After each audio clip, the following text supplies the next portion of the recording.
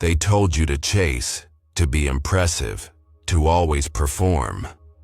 From the moment you were old enough to care, the world handed you a script. Buy her flowers, make her laugh, never make her wait. Be the good guy, and maybe, just maybe, you'd be enough.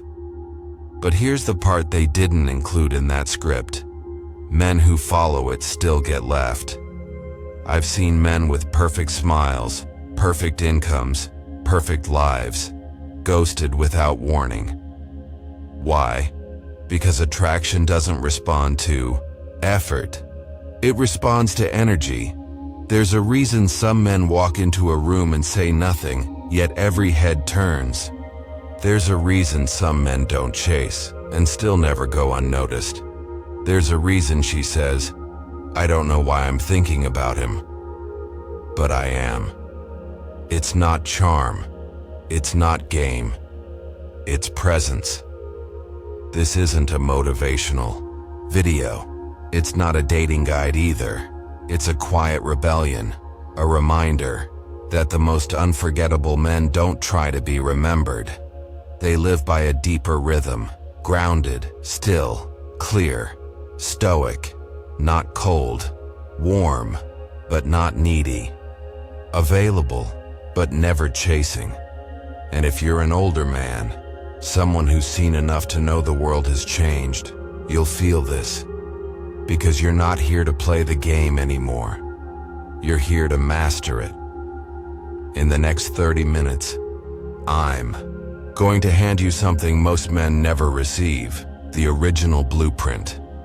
The code of masculine presence, passed in silence, lived in solitude, earned through scars, not through tips, not through tricks, but through truth. This is for the man who's done performing. Let's begin. There was a moment once, small, forgettable to most. He reached for her hand, not to hold it, not to pull her closer, just to place his fingers lightly against hers and leave them there. And in that brief pause, something shifted. It wasn't romantic. It wasn't obvious. But in that quiet gesture, she felt something rare. Presence. Ground. A kind of stillness that said, "You're safe here, but I'm not here to impress you." See, most men use touch as a transaction, a performance. They brush her arm to create tension. They hug too long, too eagerly, hoping she'll feel something. But she doesn't feel anything, except discomfort, because the body speaks, and it tells the truth you can't fake. A stoic man doesn't reach. He's not trying to earn approval through his fingertips. He touches with intention, not desperation. And intention is what makes all the difference. There's an ancient language embedded in physical space. Long before words, before flirts or compliments, we learn to feel people through proximity. Who leans in, who rushes, who waits. Touch becomes the test, and most men fail. But the stoic man, he passes without knowing there was a test to begin with. Why? Because his touch says, "I don't need anything from you. I'm simply here, with you." And in a world that constantly wants something from her, that kind of energy is disarming. Let me ask you something. When was the last time you made someone feel calm just by being near them? Not excited, not flattered, calm, centered. That's the kind of power men chase in all the wrong ways. It's not about technique. It's not where your hand goes. It's who you are before you reach out. Are you grounded? Are you in control of your emotions? Are you leading not just physically, but spiritually? Because a hand placed gently at the small of her back while you guide her across the street, if it comes from a grounded man, feels like safety. But the exact same move from a man who's frantic for connection feels like manipulation, pressure, threat. Touch is silent dominance, but dominance isn't force, it's clarity. It's knowing who you are so deeply, your presence settles the chaos around you. The Stoic man doesn't need to speak to lead. He leads with breath, with eye contact, with touch that never asks, but always communicates. And here's the truth no one tells you. If your energy is off, your touch will betray you. That's why your journey isn't about tactics. It's about becoming. Becoming a man whose presence speaks before his hands do. A man who doesn't need to announce his intentions because they radiate naturally. A man who heals without words and leads without force. That kind of man. He doesn't chase women. He draws them in, gently, powerfully, without lifting a finger. Because touch, when rooted in truth, says everything that words never could. Most men flirt like they're auditioning. A compliment here, a nervous laugh there, a performance, hoping, just hoping. She smiles back, replies, stays. But here's the truth, that isn't flirting. That's emotional gambling. You're not playing with her. You're placing your worth in her hands, begging for it to be returned. And women feel it. They know when your compliments are currency. They know when your jokes are really questions. Am I enough? Do you want me? But real flirting, true flirting, is light, effortless. Not because it's practiced, but because it's free. The Stoic man flirts differently. He doesn't flirt to prove. He flirts to play, not because he needs to win something, but because he's already whole without the outcome. Think of a man who spent the last decade building something meaningful, a mission, a body, a philosophy, a life. When he walks into a room, his energy doesn't ask, "Do you like me?" It says, "I like myself, and I'm open to connection, not approval." Now imagine he meets her. She's beautiful, sharp, and he says something, simple, offhand, a bit teasing, not to provoke, not to impress, just to share the moment. And then he walks away. That moment sticks with her, not because of what he said, but because of what he didn't need. No follow-up, no pleading eyes, just presence. This is the power of flirting from fullness. Because when you're full, your energy is playful, not pressured. You can give compliments without attachment. You can tease without fear. You can engage without needing anything in return. And paradoxically, that's exactly what makes you unforgettable. Neediness is repellent. Playfulness is magnetic. But only when it's real. When it's rooted in a self that's not looking to be filled. Ask yourself, do I flirt because I want to share joy? Or because I need to escape silence? Do I connect because I'm full of life? Or because I'm afraid of being unseen? The Stoic man never flirts to escape himself. He's already home. She's just a welcome guest, if she wants to be, and when she senses that, she relaxes. She laughs more. She leans in. Because finally, she's met a man who doesn't chase her smile.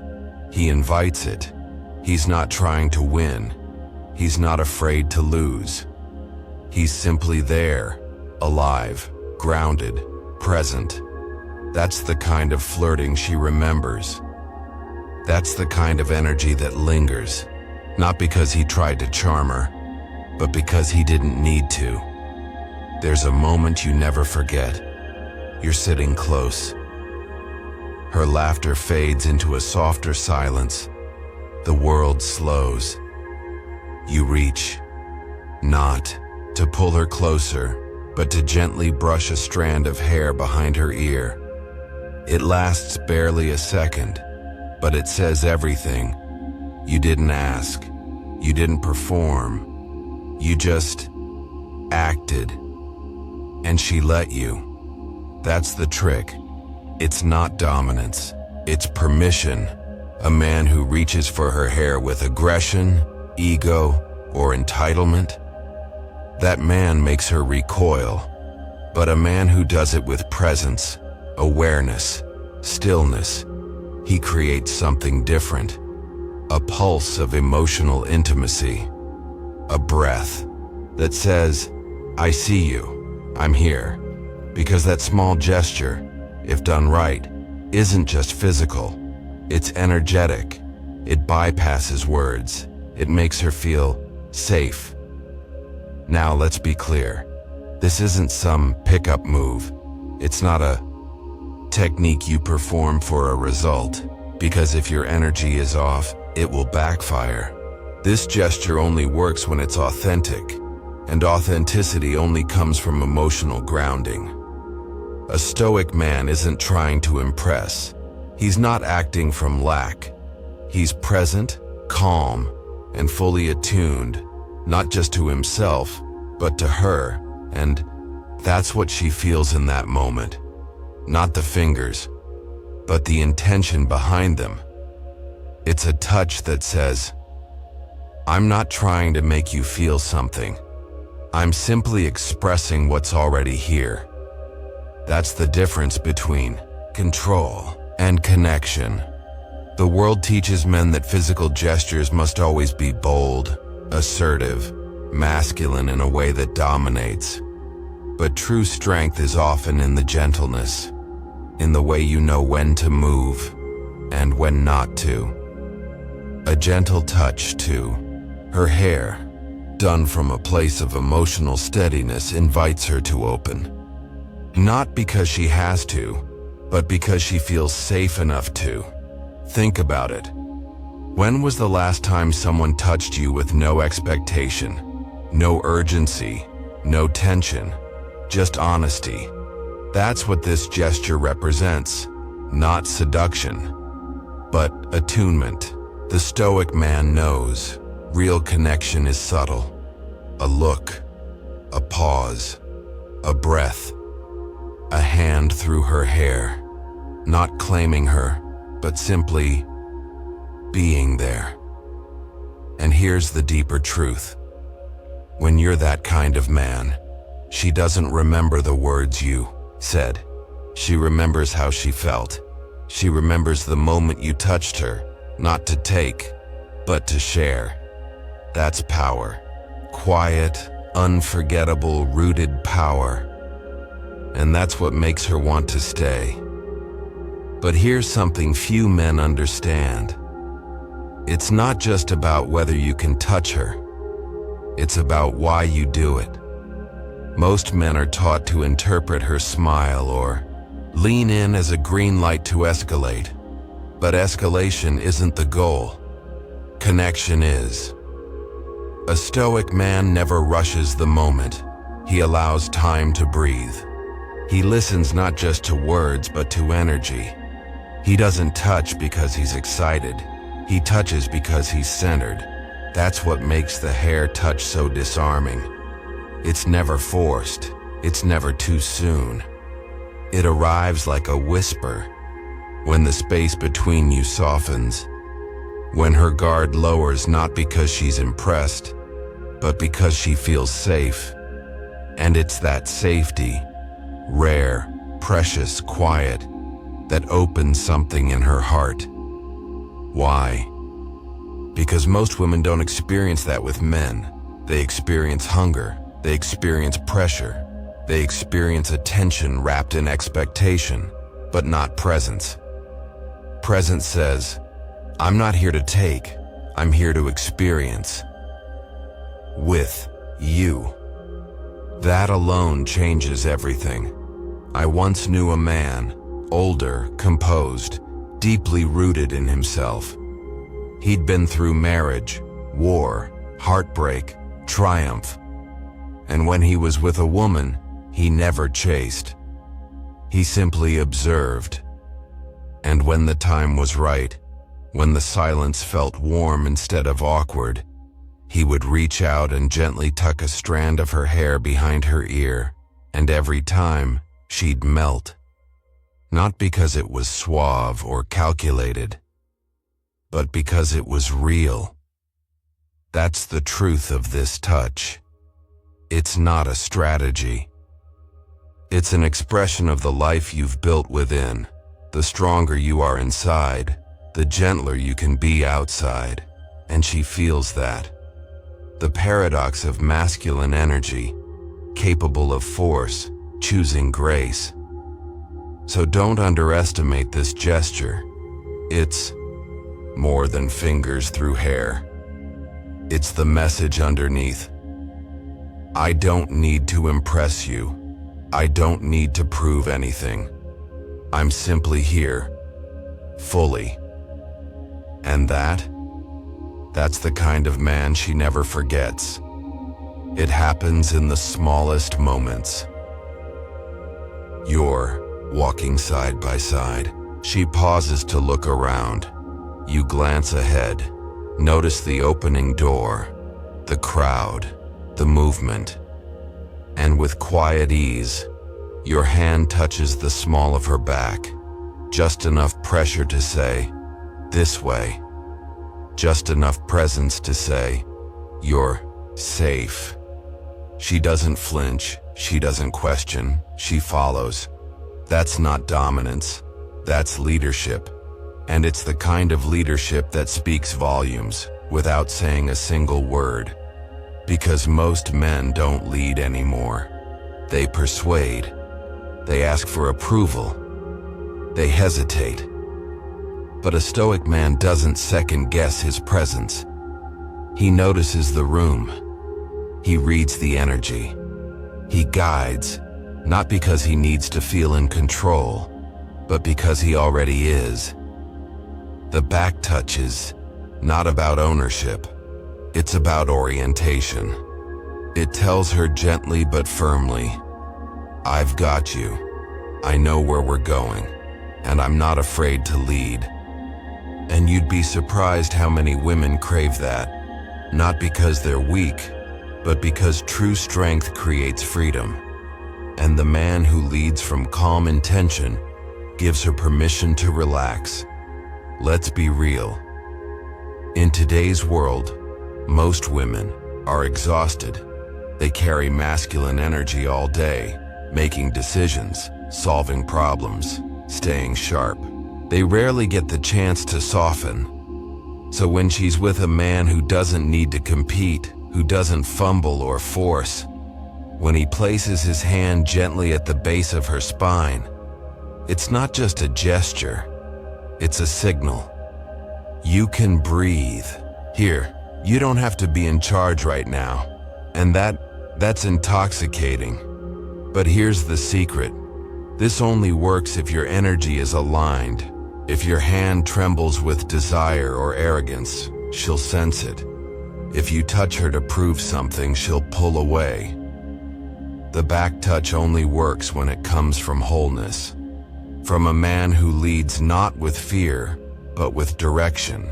Not with pressure, but with presence. Think about it.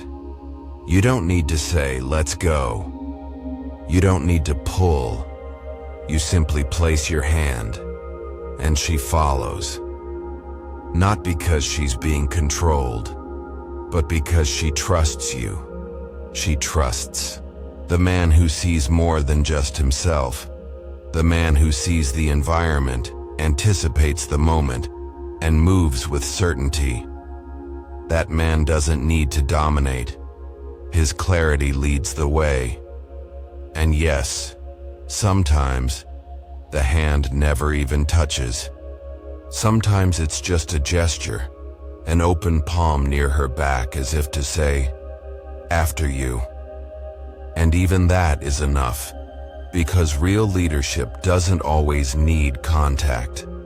But when it does, it's felt in every nerve. If you've ever walked through a crowded street with her by your side and used this gesture, calm, effortless, grounded, you know what I mean. You could feel the way she leaned slightly into you, not with words, not with a smile, but with trust. That's the real meaning of the back touch. It's not about control, it's about invitation. And when you do it from the right place, her nervous system responds, her guard drops, her walls fall, because her body finally says, "I'm with a man who knows where he's going." That is masculine presence. Silent, strong, unshakable. There's something deeply primal about the protector. Not the loud, boastful man pounding his chest, not the one throwing punches and bars to prove a point, but the man who walks into a room and calms it. The Stoic protector is a presence, not a performance. He doesn't speak first. He doesn't need to claim space. Space responds to him. Why? Because protection isn't about being dangerous. It's about being prepared. It's an energy, one that says, "I won't panic if things go wrong. I'll anchor this moment." Women feel that. Even if they can't explain it, they sense it. It's in the way you stand. Not rigid, but rooted. It's in the way you listen. Not to interrupt, but to understand. It's in your eyes, focused, alert, not wandering for approval. And in your silence, there's safety. Because real protection is silent readiness. It's having your nervous system calm when hers is spiraling. It's knowing how to act, not just react. Picture this. You're out walking at night. The street is unfamiliar. She grips your arm a little tighter. You don't say, "Don't worry." You just adjust your pace, scan your surroundings, subtly move her to the inside of the sidewalk. No drama, no performance. And in that tiny moment, she exhales. Not just because she feels safer, but because she feels seen. That's the instinct. Not to fight, but to hold. To be the man who creates an environment where the feminine can soften. Because in a world that constantly demands her strength, what she longs for is a place she can release it. And no, she won't always say it. She may even push against it. But deep down, every woman honors the man who moves with calm preparedness. Here's the twist. You don't develop this protector instinct by memorizing moves. You build it by mastering yourself. Do you know how to breathe under stress? Do you speak when it's time, or when you're triggered? Can you stand your ground without making others small? Because the woman you're with isn't just watching your muscles. She's watching your mind. She's testing your center. She's feeling for the edge of your calm. If you flinch at her emotions, she cannot trust you. If you rage, retreat, or seek her reassurance, and you've already lost ground. But if you stay grounded, if you remain a calm storm wall while she unravels, then something opens in her. Something ancient, something sacred. Because the Stoic protector doesn't tell her he's strong. He shows her by being unshaken. He becomes her harbor, her structure, her quiet place in the noise. And it's not about being her hero. It's about being her mirror, reflecting the part of her that longs to rest. This energy doesn't come from chasing, it comes from stillness, from doing the hard inner work most men avoid. So if you want her to feel safe, stop talking about it. Become it. Be the man whose energy speaks before his mouth does. The man whose calm says, "You're okay here. Nothing needs to happen. I'm already enough." That's not romantic. That's masculine. That's the kind of man she remembers, long after the others are forgotten. You don't need to say much. Just lean in, lower your voice a bit and say, "I had a dream about you last night." Then pause. Let it land. Because in that moment, everything shifts. She leans in. She smiles, curious. Her mind lights up with 1,000 questions she won't ask aloud. What was the dream? What does it mean? Why her?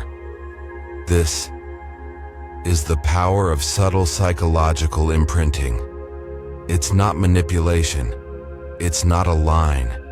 It's an ancient lever, tapping into the one thing no woman can resist, the desire to be chosen, not chased. When you say, "I dreamed of you," you don't need to explain. You're not reporting a plot.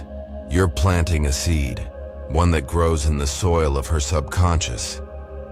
Because dreams are mysterious, they bypass logic. And in that gray area, her imagination takes over. Was it romantic? Was it intense? Was it meaningful, Maine? Or wild? She doesn't know. And that's the point. It creates an opening, not in her body, but in her mind. Now she's wondering. Now she's drawn in. Not because you begged for attention, but because you left space for her to step into it. And that's what Stoic presence does. It doesn't force. It doesn't chase. It invites and then holds still. Here's what's deeper. By mentioning a dream, you shift the frame of reality. You pull her into your world, into your narrative. You're not just reacting to her. You've already imagined her. She's already existed in your inner landscape, and that hits differently. Because most men show up trying to impress. They perform. They present themselves like a resume. But a man who says, "I dreamed of you," he's not trying to prove anything. He's simply letting her know, "You already have a place in me, not because I need you, but because I saw something." This isn't about strategy.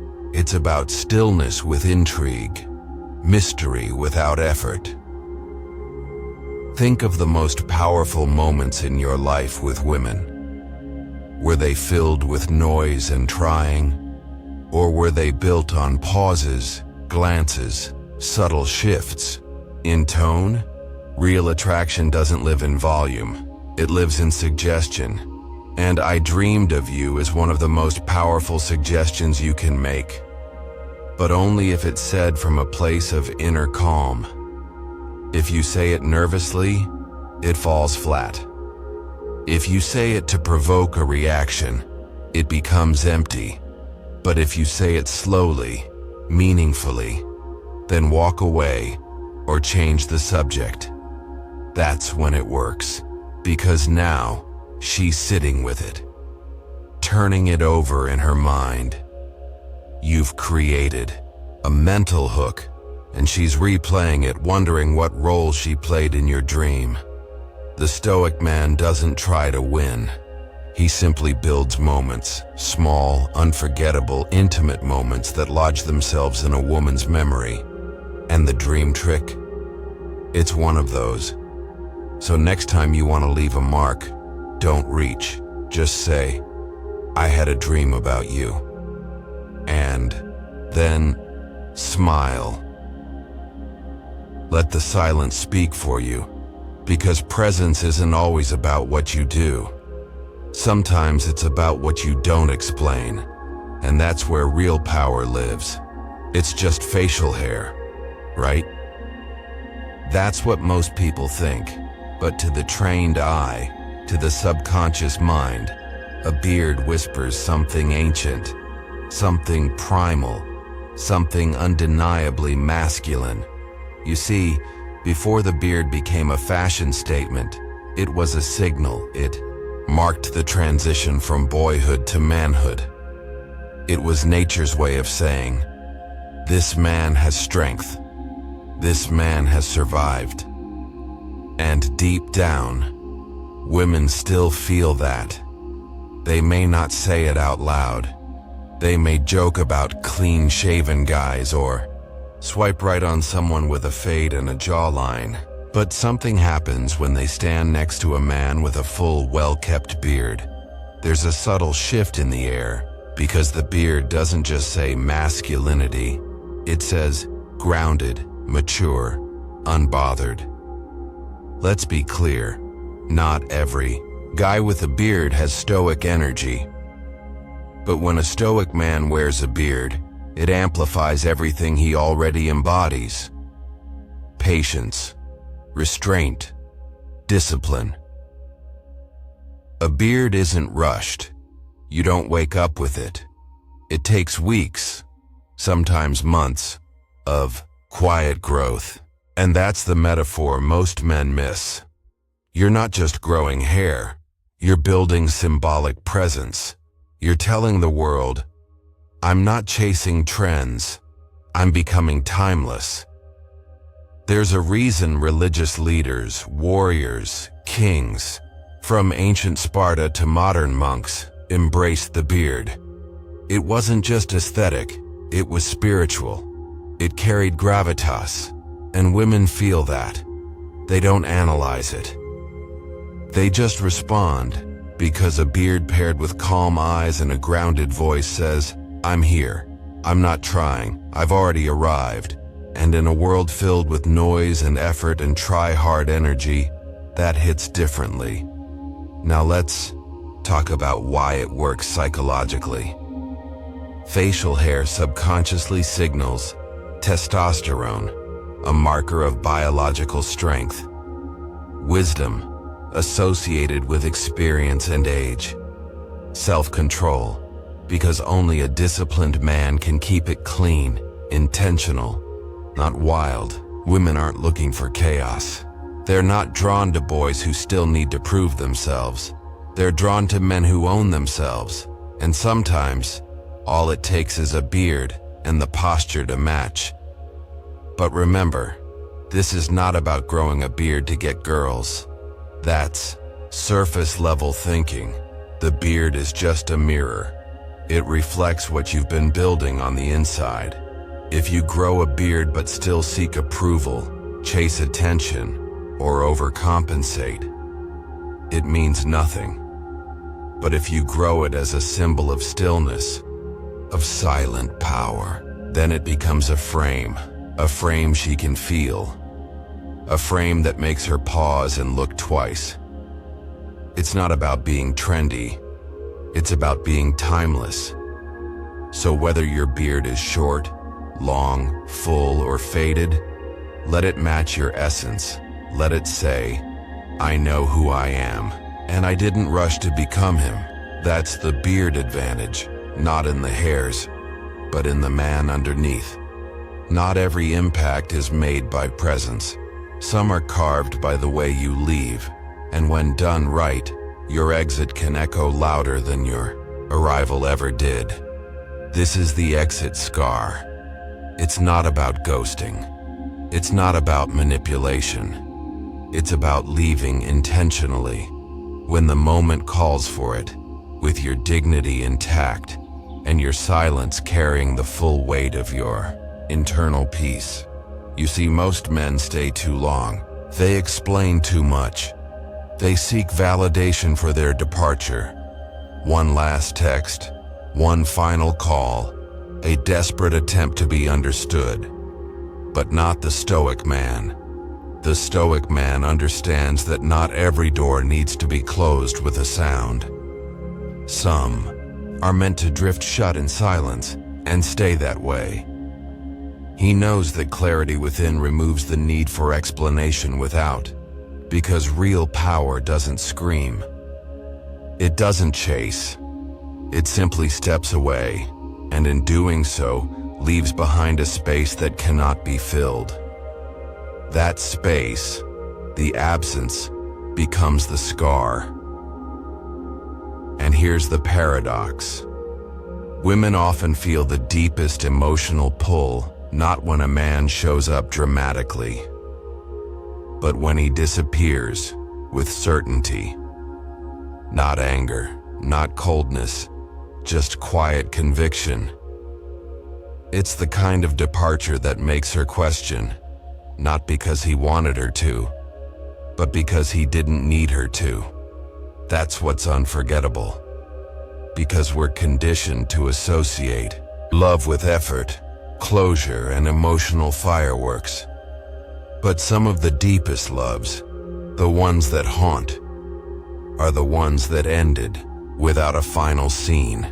And when a man can walk away with peace, when he doesn't collapse or plead or crumble, that's a man who has conquered his need. He doesn't leave to teach a lesson. He leaves because his mission calls, because his path continues, with or without her applause, and that's when she feels it. She doesn't remember his words. She remembers his silence. She doesn't miss his presence. She misses his certainty, the echo he left behind in the room, the stillness that reminded her he was different. Because the final mark of a Stoic man isn't in what he gives. It's in what he doesn't demand. No closure, no drama, just a clean exit and the subtle scar it leaves behind. That's the part no woman forgets. And now, to help you feel this in a way that hits deeper than theory, let me share with you a real story. A moment where silence said more than 1,000 goodbyes, and where leaving with honor became a lifelong imprint. The man who didn't text back. She waited.